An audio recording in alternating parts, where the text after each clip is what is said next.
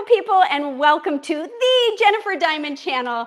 If you're new here, my name is Jennifer Diamond, and I'm a certified plant-based nutrition coach living a whole food, plant-based lifestyle for health and well-being. And it literally gave me my life back.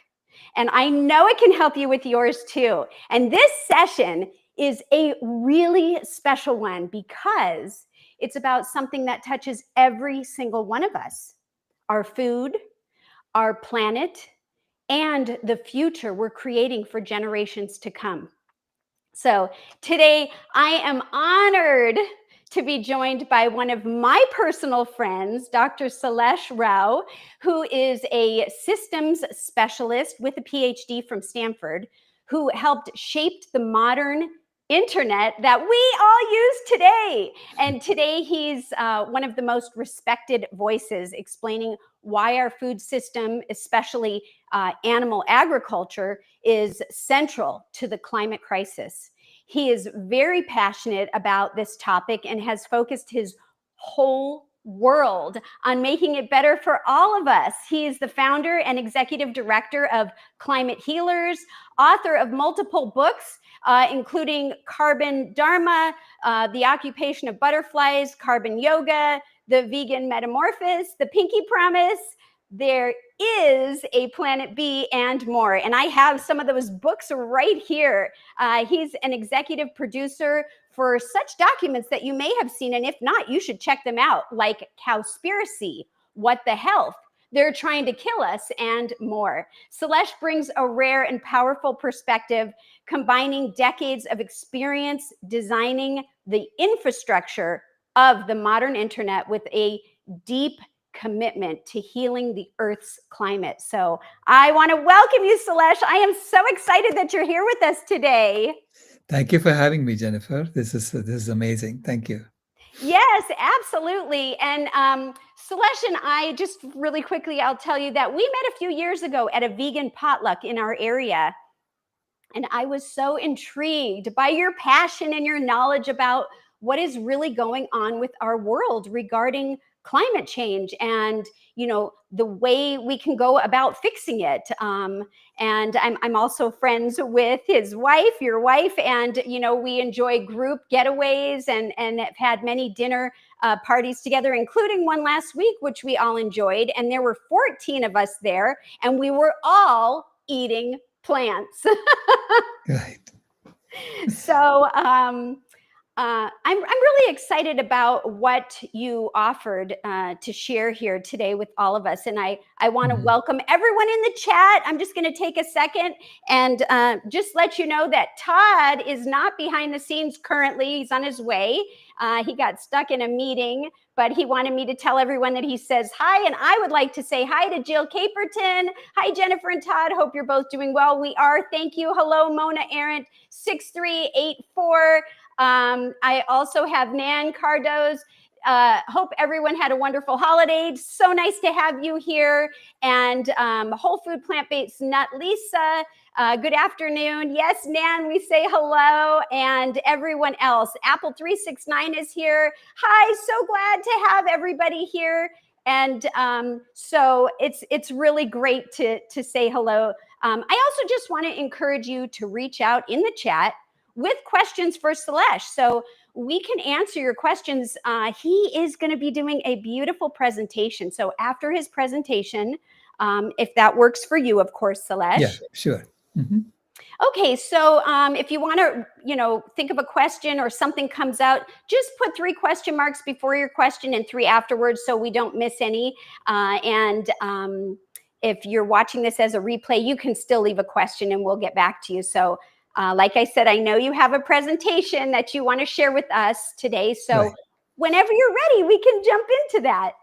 Perfect. Yeah, thank you so much, Jennifer. So this is a presentation on the book. It's basically a summary of the book. And it's called Planet B. Okay, let me pull up, let me share that you're sharing the screen. Okay, one second. There we go. Yeah, Planet B. And I'm a systems engineer by profession. And I'm going to talk about systems engineering, the greatest transformation in human history. Okay, that's what I call this. And first of all, what is systems engineering? A systems engineer is someone that people come to and say, how do you solve a problem? And this is what they did when we were working on the internet. They said, how do you make this thing go 10 times faster? And I sat down and figured out how to model this and how do you, characterize the solution space. And then how do you find the optimum solution within that? And I said, okay, so if someone came to me and said, how would you solve the environmental problems we're facing today? This is what I would do. Okay, this is the systems engineering that I would do. Now, first of all, I want to tell you what is a system. A system is an organized way of accomplishing an objective. We have systems all around us.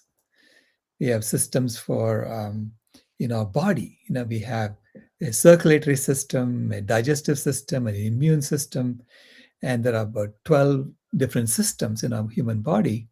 And when these systems are all working well, we are healthy. But if any one system fails, it can bring down all the other systems. And that's a catastrophic system failure, and that is known as death. Okay, so our body dies. Let's say our circulatory system fails and you don't get blood going to your cells, then your immune system fails, and then your digestive system fails, and everything fails, and then you die. Right? Now, the Earth has similar systems that maintain life on Earth. It has systems for maintaining the oxygen in the atmosphere. It has systems for making water fresh, so freshwater systems. So all these life support systems are there on Earth that enable life to thrive on the planet. Now, I've been studying this now for 20 years, and what we know is that the life support systems on Earth are being stressed. They're being stressed by human engineered systems. So we have created systems for getting food to our plates, getting, for transportation, for energy, and so on. So we have lots of different systems that are human engineered systems, and they're in conflict with the life support systems of the planet. And as a result, the Earth has what are known as, planetary boundary transgressions, they call it. This is a scientific way of saying the Earth has diseases caused by our human engineered systems that are opposing the life support systems of the planet. So there are now 7 planetary boundary transgressions. Okay. The worst. So, and these are all color coded in this diagram. The scientists have said, okay, if it's in the green zone, it's fine. It's in the safe zone. But if it is yellow zone, then it is gone outside the green zone, and it's cause for concern. But if it's orange, it's not good. If it's in the red zone, it's in the danger zone. And if it is purple, it's at high risk of destabilizing the life support systems of the planet. I told you what happens when we destabilize our life support systems, our circulatory system. Eventually we die, right? We could die. So when you say it's high risk of destabilizing the life support systems of the planet, it's at high risk of killing life on Earth. Okay. Now, the number one reason for that, the number one purple zone violation is what is known as biosphere integrity.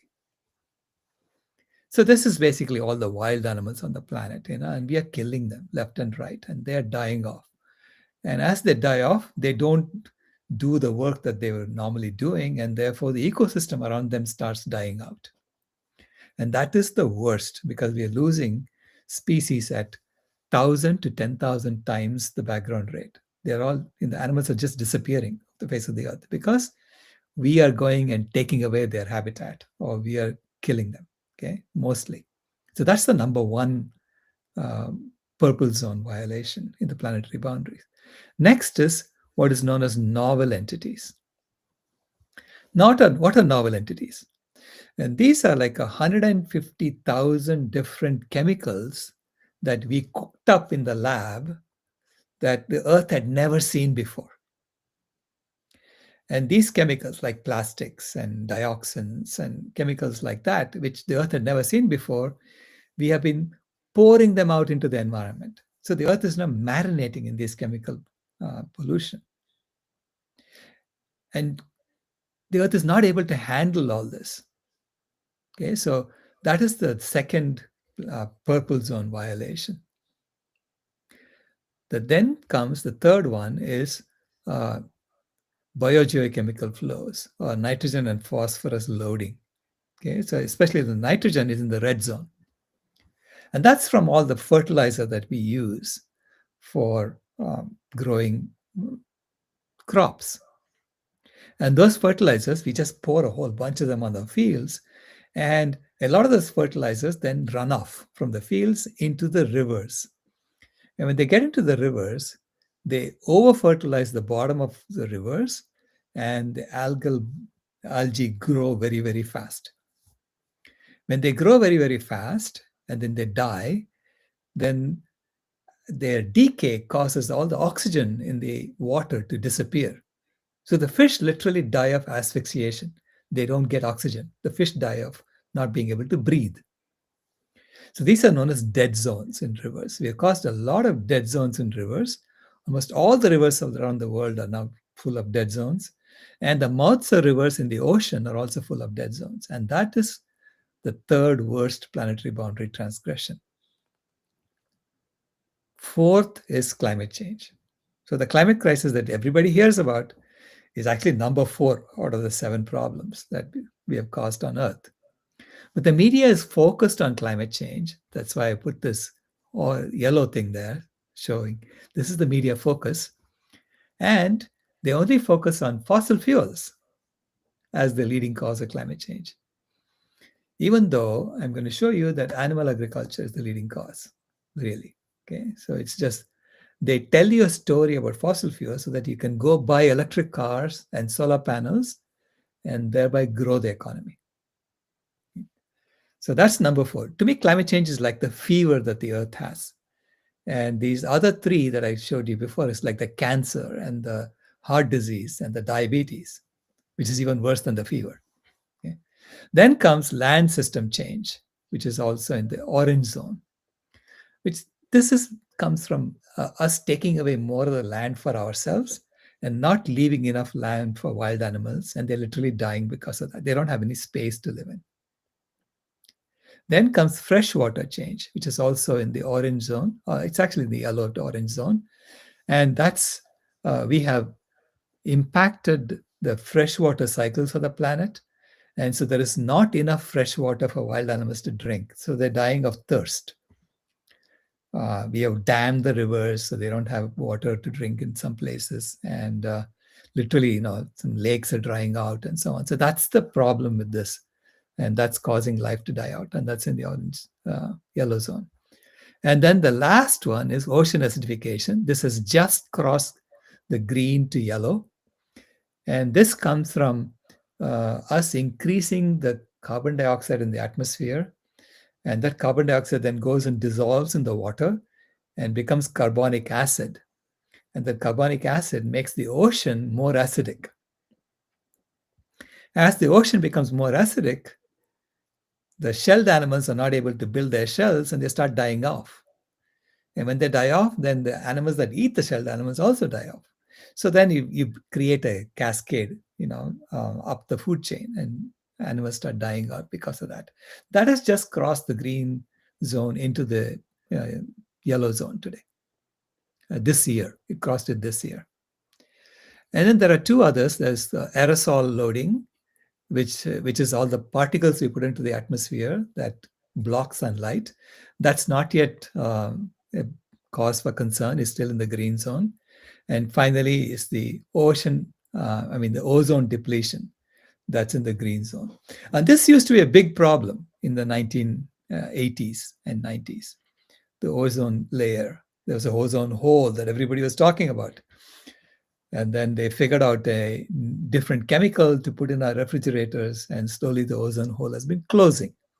So this is no longer a cause for concern. So these are the planetary boundary This is a planetary boundary framework for understanding the health of the planet and why it is unhealthy today because of human activities. Okay? Now, the media focus is on just climate change. Why is that? Because our system does what I call the drunkard search principle.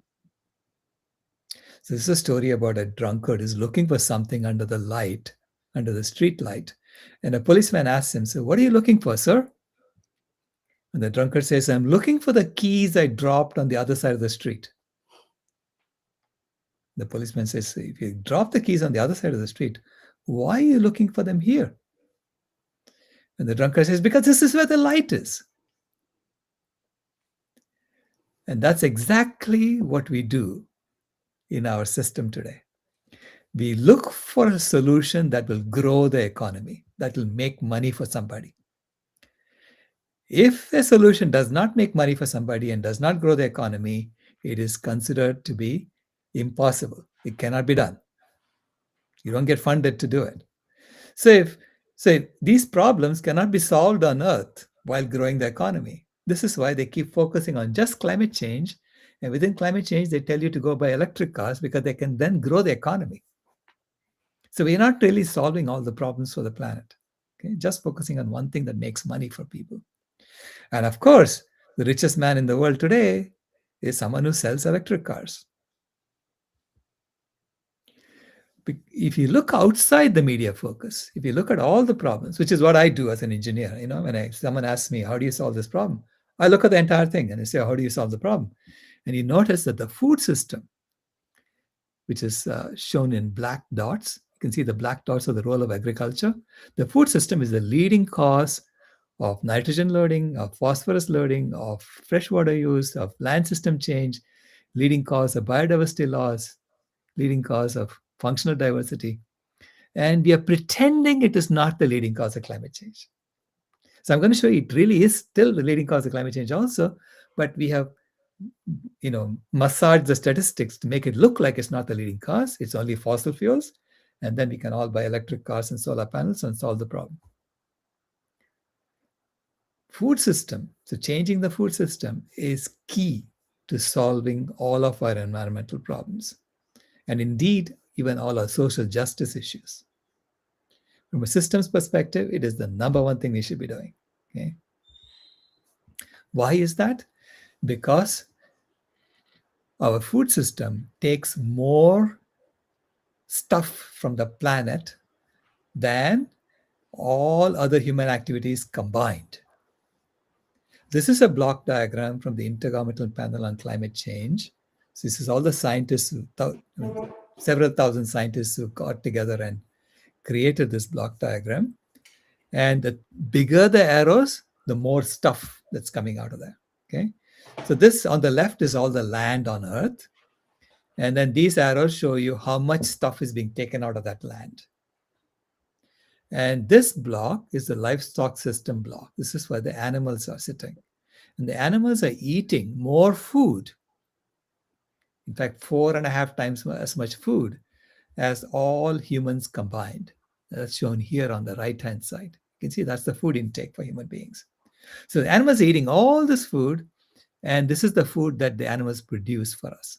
This big arrow here, these orange arrows, that's the waste from the animals. So they poop way more than we eat. Okay. And the animals are also producing this other line that goes to the other industries and manufacturing block. And this is the skin and the blood and the bones that we use to make shoes and leather coats and glue for our shoes and so on, right? And that's this block. Okay. Now, I look at this and I say, what do I need to do to get this block out? What happens if I remove this animal block? And here is a close-up of the left-hand side. So I have the close-up of this. Okay, I'm going to show you a close-up of this, say, and just look at the food system. Okay. So if this close-up is showing you how we use land today. Human beings, if you take all of our cities and our railroads and our highways and put it all together, all the built land, it's only 1% of the land area of the planet. That's down here in blue, cities, shopping centers, etc. 19% is unused land, deserts and mountains. 22% is monocultured trees.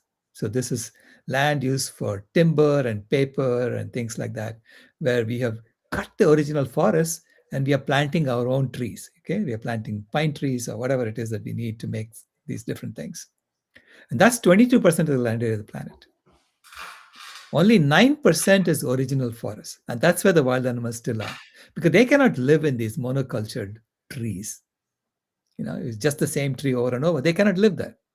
They only live in this 9% of the land area of the planet. 37% of the land area of the planet is used to graze our farmed animals.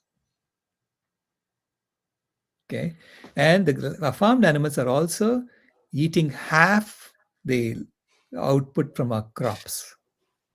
So our cropland is 12% of the land area of the planet, but half the cropland output is going to feed our farmed animals. Now together, our farmed animals are giving us exactly 12% of the food we eat worldwide.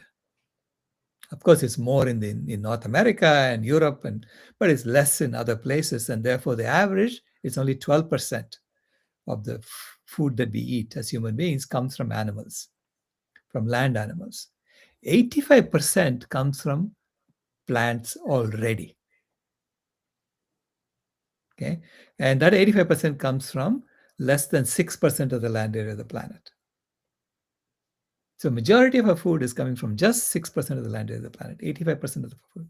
And the remaining 3% comes from the ocean, for which we are bottom trawling meaning we take a net and we drag it from the bottom of the ocean and scoop up every living thing, okay, in big, big ships. In fact, there are 2 huge ships that drag the net between them. That's how we do the fishing these days. And by doing that, we are getting 3% of the food we eat. All right. Now, what happens if from 85% we make it 100%? All plants. If you have a plant-based economy, what happens? That's the vegan lifestyle, right? If you go vegan, which means we're not using animals for any purpose whatsoever. It's a way of living that seeks to exclude, as far as is possible and practicable, all forms of exploitation of animals for food, clothing, or any other purpose. That's the official definition of veganism. And I have an acronym for vegan. I call it vitally engaged guardians of animals and nature. So that's what vegans are. And there are 200 million conscious vegans today around the world, at least 200 million conscious vegans around the world in every country in the world. And people have come to veganism from an ethical perspective because of what's happening to the animals, how fast they're dying off, and how much the farmed animals are being tortured to kill them and to eat them. Vegans come to it from an ecological perspective, which is how I came to it, from seeing what's happening to the environment. I was so shocked, I went vegan on the spot. People come to it from a health perspective because it makes them overcome diseases like diabetes and chronic diseases, or from a spiritual perspective. So, because spiritual meaning, when you go vegan, you don't have to hurt animals anymore. And by nature, none of us want to hurt animals. You ask anybody, would you like to hurt animals unnecessarily? Everybody will say no. So by nature, we are fundamentally vegan. And so when you go vegan for spiritual purposes, you're in alignment with who we really are. And to me, that is the reason where you'll stick with it once you understand that. But no matter which portal you come to veganism from, eventually you begin to understand all of them. So that's why I call veganism as a journey. No matter which entry you came through, which portal you came through, eventually you get to the center where you begin to understand all aspects of it. In a vegan world, in which all of us are vegan, you can return 40% of the land as well as the entire ocean back to nature. Okay, so this is lifestyle medicine for the planet. If we did that, and even if you're still logging for timber and paper and so on, you're still using 22% of the land for that. Now you can bring back the forests on this 40% of the land, and the wild animals can now come back. And we can restore the 3 trillion trees that we have cut just to graze animals. Okay, half the trees on the planet that we have cut just to graze animals, you can return them back. And when you do that, you address all 7 of these planetary boundary transgressions. All 7 of them will go from red towards green. Okay. There's not a single one that doesn't get addressed by that. So nothing, everything improves in a vegan world. Now, this is so obvious. It's so self-evident. I ask, why didn't other scientists say this? Why aren't we all talking about this? Why am I the only one saying these things? Because we live in a system where people are stuck looking under the light. And the light is economic growth. The light is keeping the economy as it is, or growing it. And this is why Margaret Wheatley and Deborah Fries at the Barkana Institute, they came up with this 2 loops theory of change. They said things will never change in the old system. They just find different ways of doing the same thing. If you want to really change something, you have to create a new model that makes the old model obsolete. And that's the second loop that they're talking about. So the vegans are like the innovators who have come out of the old model and saying, we're sick and tired of this. We're not going to do that anymore. So those are the innovators. And then these innovators connect with each other, like we are doing here, right? Through podcasts and so on. We connect with each other. We nourish each other. We create communities of practice together. And then there are others who illuminate, who tell the story of what's going on. Hey, we are in the second loop. We are on planet B, not on planet A anymore. And then there are hospice workers who help old systems die out in planet A, and then compost the resources and provide this transition pathway to the new system. And then there are stewards who protect the new system from being destroyed by the old. Okay.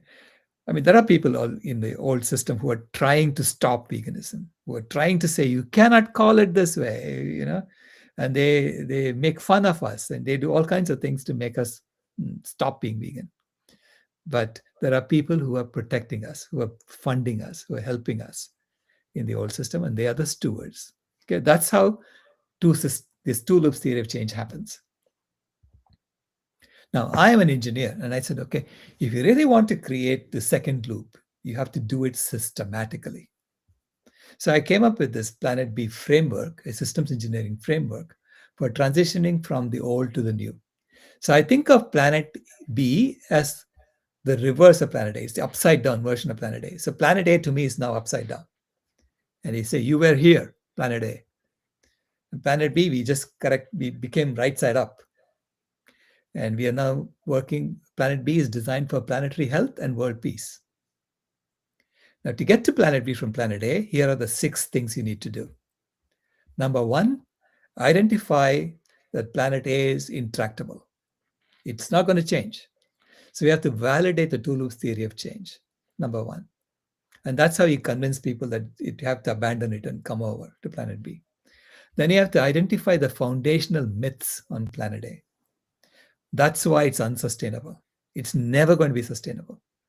So we have identified the foundational myths, and then we replace the myths with foundational axioms or truths for Planet B. So that's the new foundation you're building Planet B on. Then you have to drop invalid goals. So these are goals that are misallocating resources on Planet A. And so we have to find these goals and drop them. And then incorporate valid goals, correct goals that would allow us to solve the problem systematically. And then you have to design to meet these goals. So stop looking under the light, but just shine the light everywhere and look and see how you can solve the problem. So design Planet B as a health-centered design with rewilding and circularity, and then find transition pathways to help people transition from the old to the new, from Planet A to Planet B. And then I say you have to keep going in a loop, because what you think is the axiom today, what you think is true today, could become false later. So you have to be vigilant to make sure that we are constantly refreshing ourselves. So that's the system block diagram. So first I begin with showing legacy systems are intractable. I come from India, where colonialism supposedly ended in 1947. But I assure you, it's still going on. They just pretended to give us independence, right? So everywhere people are being given independence, but they're still colonized. So you can see how colonialism 2.0 is working.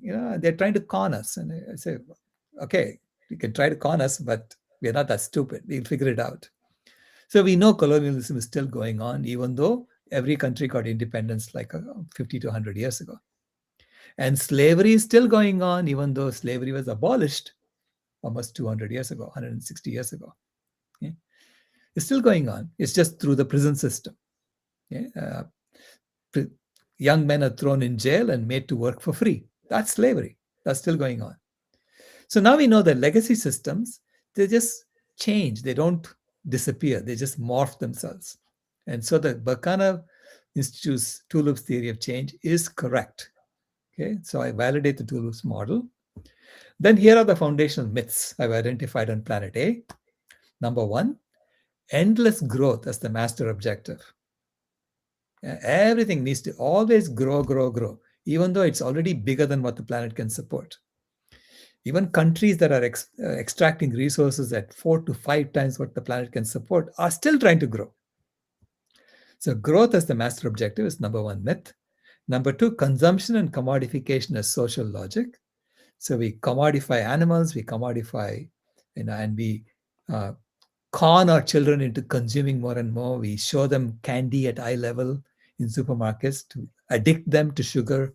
So we can do all kinds of things in the system to make ourselves unhealthy with consumption and commodification as social logic. Third is separation from nature and human exceptionalism, thinking that humans are superior to other species. This is nonsense. We're just another species, okay? Until we recognize every other species as legitimately belonging on Earth, we will never solve our problem. And number four, misspecified responsibility for ecological breakdown, pretending it's all because of just fossil fuels and it's got nothing to do with our food system. And that's a lie. So we have to acknowledge that and fix it. And number five, technological solutions for environmental constraints. So we pretend that no matter what environmental problems we face, some dude is going to come up with a technology that will solve the problem. And I assure you today, it's not possible. I don't care who's working on it. You'll never solve the problem without addressing the root cause. And the foundational axioms on Planet B are number one, interdependence of all life. Number two, non-violence and zero animal exploitation. Only that is sustainable. Nothing else is sustainable. Violence is not sustainable. Number three, sufficiency over growth. So you don't need to grow. You just need to meet everyone's needs. Honesty and humility as design criteria. We are not the boss of the planet. We are just another species. And we have to be open with each other. We have to put everything on the table and understand how to solve problems. Number five, universal provisioning within planetary limits. So if you want to address world hunger, address it. Solve the problem, as opposed to pretending to solve the problem. Okay. Axiom F is distributed participatory governance. Everyone needs to have a say in this governance. It's not just, vote once every 4 years and then shut up. That's not participatory governance. And finally, technology is subordinated to life. Life is paramount, not technology. Technology is a tool we use to accomplish objectives. Okay, those are the foundational axioms on Planet B. Drop invalid goals, like economic growth is goal number 8 in the UN SDG list. So the UN has these sustainable development goals that 195 nations have signed on to meet by 2030. Okay, just in 5 years, they're going to do it. And I'll show you all the goals. And one of the goals happens to be goal number 8, economic growth. And every nation is pretending to meet all the goals by just growing the economy. And I'm saying, let's get serious, okay? You don't need economic growth as a goal. Growth should not be a goal. If growth happens, it's because it's an outcome of us trying to meet other goals. So drop invalid goals like growth as a goal, and then include valid goals like zero animal exploitation. Because if I take goal number 8, drop it and add goal number 18, now I make all the other goals easy to meet. All the other 17 goals easy to meet. So goal number 18 is a goal that is in alignment to the other goals. And it makes all the other goals easy to meet. So this will be the new set of goals. So it's exactly the same as the UN Sustainable Development Goals, except instead of goal number 8, you have goal number 18. You'll see in the middle. So it has no poverty, zero hunger, good health and well-being, quality education, gender equality. All of these goals are good goals, and all the nations have agreed to meet them. Let's hold them to their word. Okay? Even the US has agreed to meet them. So let's hold them to their word. Let's meet them. And I ask, where is the project plan for meeting them? Where are the engineers working on them? Are we serious about it? And I ask people to be serious about it. Okay? If any nation wants to meet these goals seriously, I am ready to help you. Contact me. I have a whole bunch of engineers who can help me out. So we have a whole engineering team we can form to meet these goals properly. And we have to do this as if our house is on fire. When your house is on fire, you don't sit around saying, "Where's my coffee? What's for breakfast?" No, you take a bucket and you pour water on the fire. Put out the fire first. So all our routines change when our house is on fire. And our planet is on fire. In 2009, the Planetary Health Check report said there were 3 planetary boundaries crossed. Then it became 4 boundaries crossed in 2015, 6 boundaries crossed in 2023, and 7 boundaries crossed today in 2025. If that's not a fire, I don't know what is. So the planet is screaming at us saying, solve the problem. Don't let my life support systems die. If they collapse, you're going to die too. If there is not enough oxygen to breathe, the fish are dying because there's not enough oxygen to breathe in the rivers. Well, if there's not enough oxygen to breathe in the atmosphere, we're going to die too. So let's be serious about this. And I cannot understand why people are taking this so lightly. And I consider this to be part of the hero's marathon journey for humanity. Our ancestors started this project 50,000 years ago when they migrated out of Africa and went to every part of the world. And then in the current Holocene era, they started warming up the planet. They have created homeostasis for planet Earth. So what is homeostasis? It means that your body temperature and your vital organs and your vital systems remain the same no matter what the external environment is. We have that. Lots of animals have that homeostasis. We have now built homeostasis for planet Earth. And we discovered that we have done this 30 years ago. It's only in 30 years ago we said, oh my God, we are changing the life support systems of the planet. And what we have done over the first 10,000 years is to stabilize the temperature and maintain it so that we can do agriculture. And now the planet is saying, why don't you continue stabilizing it and maintaining it? But in order to do that, instead of heating the earth, you have to start cooling the earth. So that's the blue arrow. You need to be on this side, going cooler and cooler instead of warmer and warmer. So now we are overheating the earth. So I have to make a U-turn to start cooling the earth. And for that, you have to stop killing animals, stop using animals for any purpose whatsoever, and start treating them with respect and kindness. Now, if you stick around on planet A, if you keep doing what you're doing on planet A, there's a clown standing outside a fast food joint enticing you to come in, and he is going to kill you if you go there. So stop going there. Let's be sensible about this. Our children and grandchildren are depending on us to make that U-turn. That's the Planet B framework for systems engineering, the greatest transformation in human history. And I've written a book called There is a Planet B. And I'm actually doing a deep dive on that every day during the month of January. So every day we are doing one chapter. And you can download the book at this web page, climatehealers.org/for you/books. And you can download the PDF. But if you want paper copies, just email me at srao@climatehealers.org and we will send it to you. Because it's an upside down book and Amazon cannot print it directly. So we have to print it and send it to you. So we are printing them in batches and we're sending it to you. I also wrote a paper on this, an academic paper called Planet B, a systems engineering framework for world peace and planetary health, which just got published in the Journal of Planetary Health. It got peer reviewed and published. And that is the link to that published paper under mdpi.com.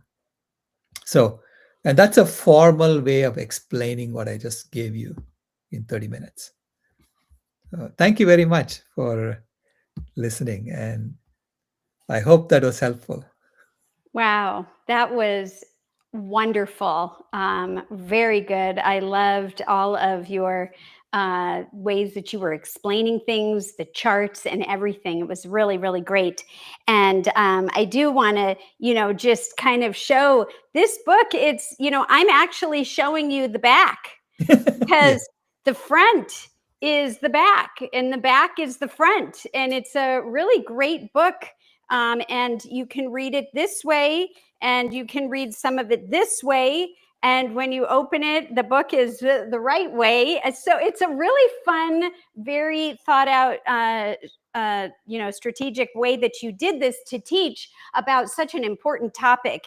And even the back cover, which you might think is the front cover, has a way that you would read it, each line this way. But then it tells you now go read it, from the bottom line up. And it's just a really fascinating way, a different perspective that I am still, reading. I just got started on it. And so that is why you're saying, because of all of these funky things, that Amazon isn't able to print it. Is that correct? Right. Correct. Yeah. Amazon cannot print it. So let's see. We have a couple questions here. Mona says, does our speaker teach in large forums? Celeste, I love do you to. teach? Yeah? I do. Yeah, I do. I love to. Yeah. I'm teaching in schools right now. I'm going to schools in the UK, talking to kids, because a lot of kids have eco-anxiety. So they think that the planet is going to hell in a handbasket and the adults are not doing anything about it. And, they're depressed about it. And they love to hear this story, that there is one thing that they can all do, that we can all do together, that will solve the problem. Yes. And they say, of course you're going to do. So one child, I went and gave talks in UK schools during July of last year. And one of the kids said, everything you're saying makes sense, but do you think humans will do it? How sure are you that humans will do it? And I said, I'm absolutely sure we're going to do it, because eventually love wins. Okay? Wow. It's a matter of when. It's not whether we will do it. It's when will we do it, because we know there's a solution. Okay? I love that. Yeah. Also, if you would be so kind to share, like, some of the places you're always traveling and engaging with people, please share, I know you're going to be traveling again, but you were recently, like, a lot of different places in just a short window of time, and what that's like for you to travel to get this word out. Yeah, I was at the UN climate change meeting in Brazil, and I was in the green zone talking to the local people about this solution. Because, if you go to the climate change meeting, you just get all these scary stories about how bad things are, and and they're all going to hell in a handbasket. That's the kind of story we hear, right? So I wanted to give them this, in fact, exactly this presentation I gave them, and they were all, it was packed. over 500,000 people came for 2 weeks, to Wow. listen What to is this. what does that mean, the green section? The green zone. The So green the zone. yeah, basically in a UN climate change meeting, there is the blue zone where you have to have a badge to get in, and only about 50,000 people get in every year. And you have to be part of an accredited NGO, non-governmental organization, or a delegation from a nation to get in. And then they have a green zone outside, which is just as big as the blue zone, where there are lots of booths where people talk about different solutions, different ways that they are dealing with the problem. And Loving Hut, the Loving Hut restaurant people, they had a booth. And Loving Hut had brought like 70 people from around the world to cook up a storm. And they were like constantly cooking. They had a big commercial kitchen. They were constantly cooking and giving away food, healthy vegan food to people, both in the green zone and in the blue zone. So we had to kind of smuggle it into the blue zone. And there are a lot of delegations, national delegations, who subscribed to Loving Hut. They would say, "Can we get 20 meals a day?" Like that. So that's what we were doing. We were giving away food. We Wow. take like huge carts full of food inside and give it away. Wow. Because inside the UN, in the blue zone, the cafeterias had meat, dairy, fish, and eggs. Okay. That, okay, that doesn't even make sense, but It doesn't okay. make any sense. I mean, it's like handing out free cigarettes at a lung cancer convention. Right. It shows you're not serious. You're not even being serious about addressing the problem. And I complained about it. I've written to the UN about it. They asked me for a survey, and I told them, show a level of seriousness and have the courage to tell people you have to stop eating animals. There's clearly a disconnect between the purpose of your meeting there and then being kind of what you were saying in part of the presentation. We get stuck in what we know in a certain way, and maybe those people that are serving the food or preparing the food don't really engage in what the conference is about. But maybe there needs to be an awareness for them. I don't know, but it seems like a disconnect. It's a disconnect, but I think a lot of these delegates know this. Okay? They are aware of it, because the data I showed you, it's all public domain data, and it's not that hard to understand. Yeah. Right? Yeah. I mean, they all know this too. I'm not, finding it out all by myself. No, it's there. Yeah. And Yeah. it's very simple stuff. Yeah.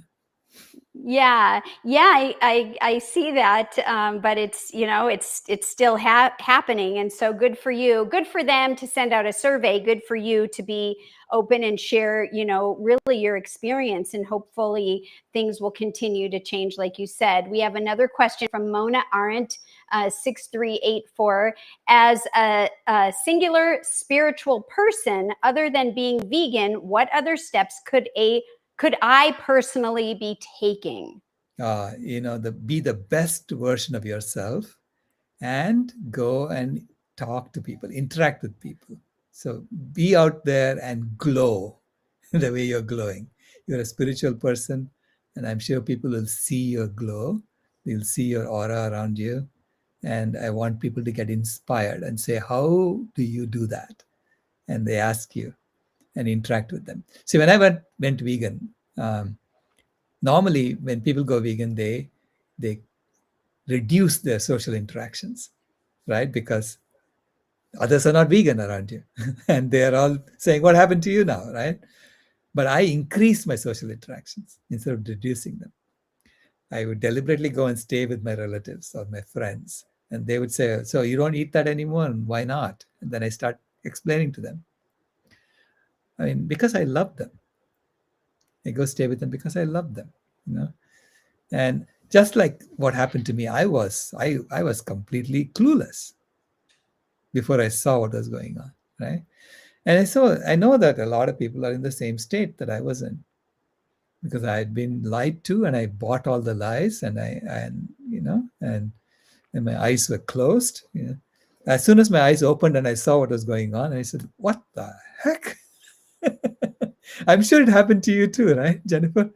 We all go Definitely. through this. Definitely. I love my dog, and I love, all the animals that were raised and were kind of groomed to see differently Mm, than, like, what we get on the plate growing up. And those are animals, and why are those animals different than these animals that we take care of? I mean, there's just but yes, then the light bulb goes off. And I've shared before, like, when I was a little girl, I remember my grandparents taking me to go picking cherries. mm.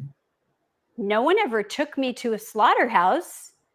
So it's like, when you finally realize what is happening, it's jaw dropping. It's there Right, aren't really good words to describe it, but it's definitely something that brings you to right. life. And yeah, so let's see. um See, but that's the awakening that's happening now, right? We are all being tick, tick, tick, tick, tick awakened around the world. And so once you've been awakened to this, we have to help nature because she can't do all the awakening by herself. We have to go help her. Yes. Yes, I love that. I love your perspective and the way that you share about this. I do want to ask you, I've had a lot of people, personal clients and just people in general, talk to me about, when you say just go out there and share, sometimes that's really hard to do. Mhm. Yeah, I think that there has to be a certain way to go about it, because sometimes people get put off by, like, they feel like you're kind of forcefully coming at them with your right, view and what about their view. And then it becomes kind of like this back and forth thing, where I really like what you said, where you just show up doing your own thing, and you kind of wait for the questions to come, right. and it doesn't feel threatening, and they're just more curious. And so I think there's something to be said about the way we go about sharing what we're passionate about or what we believe in. Right, yeah. I mean, I put myself out there and say, you ask me if anyone invites me to come and talk, I come. I Yeah. go and talk, right? And so, and people will ask me when I go stay with them, they'll always ask me. And I'm always telling my story. And when you tell your story, no one feels threatened. They're open to hearing what you're saying Yeah. because it's Yeah. your story. Yeah. Yeah. I loved how you explained all the systems, in our body, and then Mhm. how you related it to our world. I thought that was really profound. And the whole thing that you shared about, there's no oxygen for the underwater creatures and fish and life under there, because of what we're spraying and doing here. It's really another eye opener, another, like, wow, I just didn't even realize that, that part was happening and how it was happening. Right. So sad. So I never really knew about the fish not getting oxygen. I do really love your drunkard search principle. Wow, of Yeah. course it's going to be easier to look for something in the light, but you're never going to find it, right? If you didn't Right. even lose it there. Right. Right. Right. Yeah. But So the current system, they're looking for anything that will grow the economy. Okay. But outside the light, if you look, there are keys everywhere. There you're are no keys under the light. There are keys everywhere outside the light. And they're all saying, oh, shut down the animal agriculture industry, shut down the animal agriculture industry. Everything is telling us that. So there is that solution that's staring us in the face. Yeah. And nature yeah. is saying, didn't I tell you? Didn't I show you? If you're just kind to everybody, I'll let you live. Didn't you notice that? Seems like a simple thing. Oh my gosh. So I want to ask you a few questions, if that's okay. Sure. In the book, you're very clear that reducing, animal agriculture isn't optimal.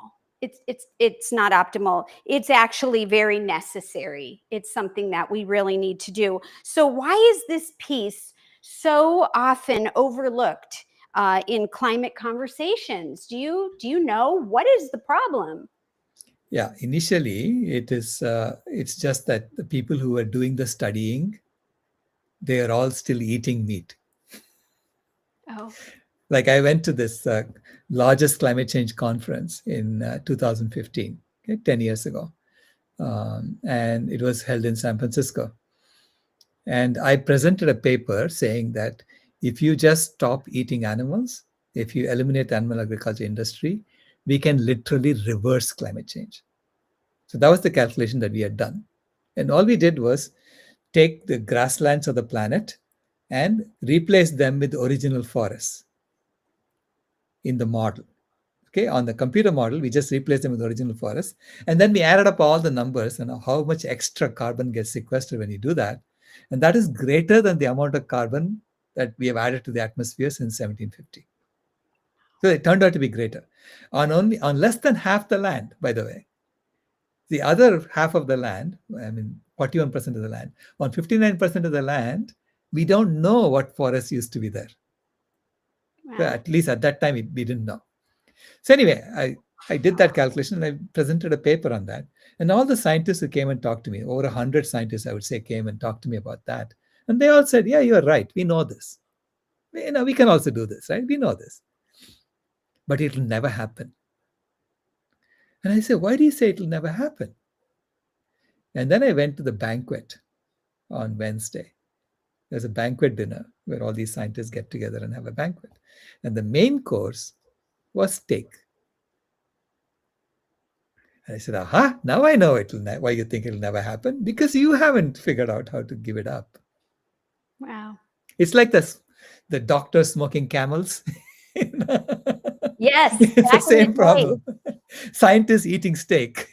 I mean, wow. Yeah, it's just it's like we laugh at that now. Like, how could doctors, be smoking Camel cigarettes? And back in the days, I mean, that was the advertisement, and they were saying it Right. was okay, and all of these things, and those were the people we looked up to. So it's very interesting how this, what you're sharing hasn't really evolved in those. In that setting yet. So we do have a question here. Should we be eating more local and organic and not eating foods that have been trucked in? Yeah. How does that? Yeah. As much as possible, eat food that's local and organic. But if you cannot find things local, organic, please do eat plant foods that come from outside. Okay, because the emissions from transportation is far less than the emissions from raising animals. Okay, Okay. that's really good. So, and I know not everybody has the luxury of being able to eat locally, eat organic, but just knowing that actually makes a difference, I think, is really good. Thank you for bringing that up. And you did kind of touch on this. I want to ask you this question. So, what do you say to people who believe that technology alone, right, will solve the climate crisis? So, electric cars, which you talked about a little bit, or the LED light bulbs, solar panels, all those kinds of things. Yeah. So I do what my research advisor at Stanford taught me something. He said, always simplify the problem and check if the solution makes sense. Okay? So you say, if you have a complex problem, turn it into a very simple one and then see, does the solution make sense to you now? And if it makes sense, then pursue it. If it doesn't make sense, drop it. It's not a solution for you. Now, what I do is I do a thought experiment. I say, suppose I wave a magic wand and eliminate the entire fossil fuel infrastructure and replace it with solar panels and electric cars overnight. What will happen to the world? So I do an analysis on that. Do you know what will happen to the world if I did that? Tell me. The temperature on the earth, not the temperature, the heating on the earth will increase by 50% to 90% within 2 to 3 weeks. It won't decrease, it will increase by 50% to 90%. So by making this big change overnight, if possible, to change all of that, maybe you're saying that isn't really a good idea because you're saying it's going to increase the problem. Is that Yeah, right? it'll increase the heating on Earth by Heating on. 50% to 90% within 2 to 3 weeks. Why is that? Because the fossil fuels that we burn today, okay, they emit uh, greenhouse gases that heat the atmosphere, and they also emit cooling gases that cool the atmosphere. Now, the greenhouse gases that heat the atmosphere, they don't go away. They sit there in the atmosphere and they accumulate year after year after year. They're building up. Now, the cooling gases disappear within 2 to 3 weeks. So, which means you have to keep burning more fossil fuels to keep the cooling gases up there. Otherwise, you'll get the full effect of all the heating you have done. We are Oh. not experiencing it right now. So we are 1/3 to half the heating that we have done. We are not experiencing it. Okay. This is why eliminating fossil fuels has to be done gradually, not instantaneously. But eliminating animal agriculture can be done instantaneously. So if I were to say wave the same magic wand and replace all, make all the animals disappear and turn all of our food and systems, everything into a plant-based system, create a vegan world overnight, you will start addressing all 7 planetary boundary transgressions from day one. Okay. So, So yeah. that magic experiment tells me that the right way to solve the problem is to go vegan as quickly as possible and then eliminate the fossil fuel infrastructure over time. So I tell those who are fighting for eliminating the fossil fuel infrastructure, please continue. Don't stop what you're doing. But for heaven's sake, go vegan. For heaven's sake, go vegan. Yes. So if somebody needed to just make one change, maybe, doing that overnight, even if it's the best way, what is the the thing to start with if you were going to personally make a change with your eating? Does it matter? Oh, among the foods that we are eating, I would suggest addressing dairy as quickly as possible because dairy is the key. Dairy is holding everything up. If the dairy industry collapses, McDonald's collapses, Burger King collapses, everything collapses. Why? Because it's only through dairy cows that we get cheap beef. Wow. You don't take a beef cow and turn it into beef. Why? Because that's expensive. It becomes steak. Okay. Oh, And they're also very young cows, right? We are chopping up 18-month-old cows and turning them into steak. But a dairy cow is 6 years old, 5 to 6 years old. It's an old animal. So it's hard to eat that animal directly as steak. You have to grind her up into hamburgers and eat her. This is why the dairy industry is propping up McDonald's. It's like subsidizing McDonald's, subsidizing Burger King. Because they don't get their cheap hamburgers without killing this already paid up dairy cow. She's already paid up by the dairy consumer. Right? wow. So I tell the vegetarians, especially vegetarians in India, there are a lot of them in India, 30% of Indians are vegetarians. You are the key. If vegetarians go vegan, you will shake the world. Wow.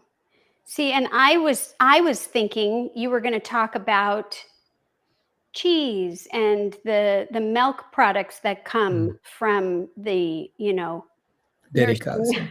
Yeah. producing cows. I didn't realize that about the meat part of it. And 6 years of torture and all of the things that those cows endure doesn't seem like a very long lifespan either. Yeah. So It wow. is very short. I mean, it's normally cows live for 20 to 25 years, but we have genetically selected them to produce so much milk. They are literally producing 10 times as much milk as they used to, okay, as they need to for their calves, right? And they produce so much milk that their body literally, melts. I mean, think of it as their bones are just getting brittler and brittler over time. And by the time they're 6 years old, they've gone through 4 pregnancies, and their baby got taken away after every pregnancy. And they're really They cannot even stand up. So they're called spent cows, right? They fall down and they cannot get up. Then they use a forklift to lift them up and take them to the slaughterhouse and kill them and turn them into hamburgers. So it's a very cruel system. It treats animals as if they're objects. Yeah. Wow. Well, it is Mona Arendt. I agree with you. She said that is so eye-opening. I never made the connection. And yeah, that's why it's so important for us to talk about this. We have at 21st Century Homestead 84. Wow, thank you so much for talking about this. So many people don't understand this about dairy, and it's true. And even if you do have an understanding that it has something to do with dairy, just the way that you shared it even brought more awareness to it. It's and I do want to ask, what about chickens? Same issue. With chickens, stop eating eggs first. Because the egg industry is propping up the chicken nugget industry. Because egg-laying hens live for about 18 months to 2 years, and then they're killed because they're no longer able to lay eggs as fast as they used to, and they get killed. Normally, in nature, egg is the menstruation cycle of a female bird. Okay, so like any other animal, they menstruate once a month. They may lay 1 or 2 eggs a month. Okay, that's what we all normally do, right? But we have genetically selected them and modified them, and we also have created technology that speeds up the day for the chicken. We put them in a warehouse, shut them off to the daylight, and then we turn the lights on and off really fast. So it makes their body think that the day is very fast. So to speed up their menstrual cycle. So instead of 12 to 15 eggs a year, they're now laying about 200 to 300 eggs a year. Wow. So you speeded up their menstruation cycle. They're constantly menstruating, right?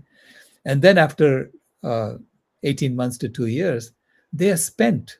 Their body cannot do this anymore. And so they get chopped up and turned into chicken nuggets. So the cheap chicken nuggets you get at McDonald's, Burger King, comes from egg-laying hens. Wow. Because other hens who are raised just to eat, you can make chicken breast out of it because they are very young. They're babies.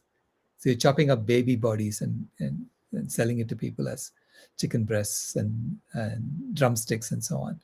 But egg-laying hens become chicken nuggets.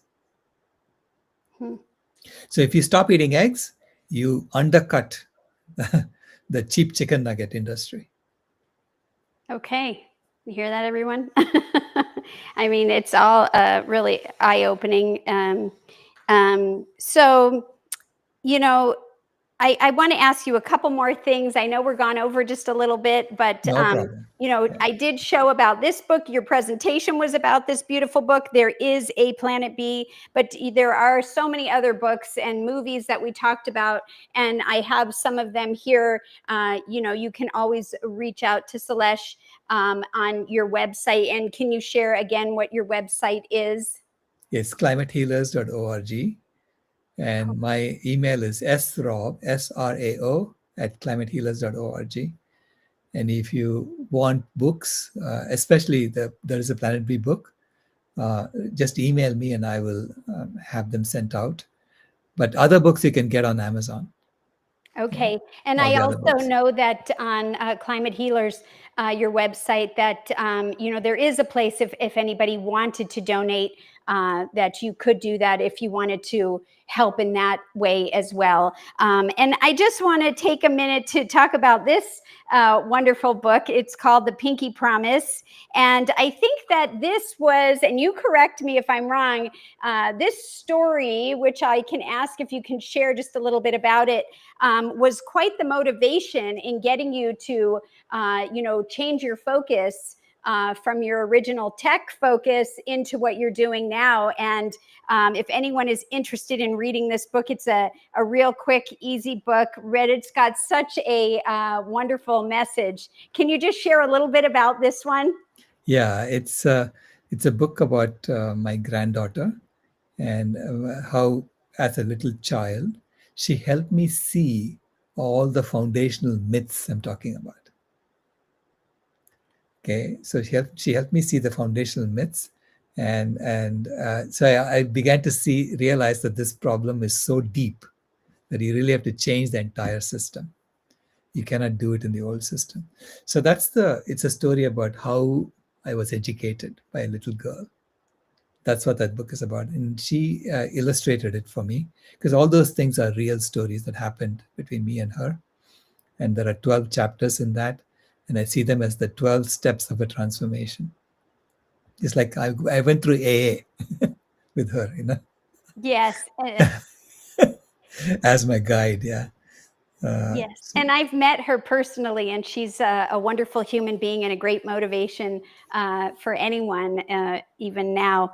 And so, yeah, so you're welcome to reach out to Sailesh and ask him questions. Like he said, we just put your information on the bottom of the screen here. I know if you're watching this as a replay, you can always go back to his last slide. I think it also had your contact information, which is wonderful. I have so many questions. I could be here for a long time, but I would like to ask you one last thing: is if you could leave our audience with one extra special message from There Is a Planet B, what would you want them to carry forward in their daily lives? And I know that you kind of addressed this with somebody's question already, but anything to add to that yeah, besides sending out the message?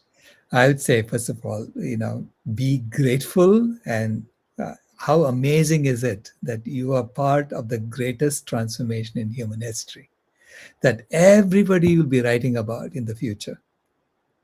Okay, you're alive at this time to make that happen. How lucky are we as a generation that this is happening during our lifetime?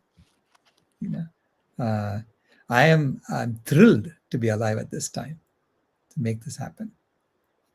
I love your positive outlook and such a wonderful message that's so positive. I really, really gravitate towards that. And I can't thank you enough for your amazing and informative presentation. I learned so much and enjoyed having you on the show. It was really amazing and a privilege as well. And, I want to say thank you for all your hard work, your dedication, and passion that you have put into your work and continue to do. And then all the time that you take to spread this very urgent message that in the end is going to affect all of us. And I just also want to thank you to everyone who joined in with us live, or if you're watching this as a replay, we hope you enjoyed this powerful conversation and have a better understanding and hopefully a new motivation to join in and help make our world a better place. Thank you, Sailesh, and everyone. Don't forget to eat your greens. And like I always say, give plants a chance. You won't be disappointed. Take care, everyone, and we will see you next time. Bye for now. Thanks, Jennifer.